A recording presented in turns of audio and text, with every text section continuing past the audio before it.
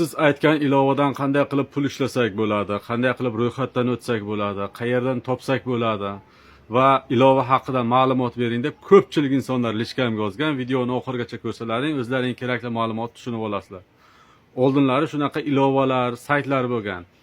Estar, Metago, Digital, XSM va shunga o'xshaydigan platformalar bo'lgan, ya'ni sarmoya kiritib pul ishlaydigan ilova. Bu ham xuddi shunga o'xshaydigan ilova, sal ichi boshqacharoq. Oldin shunaqa saytlar, ilovalarda ishlaydigan insonlar bo'lsa, shu stir insonlar bo'lsa, qanaqa ishlashni biladi.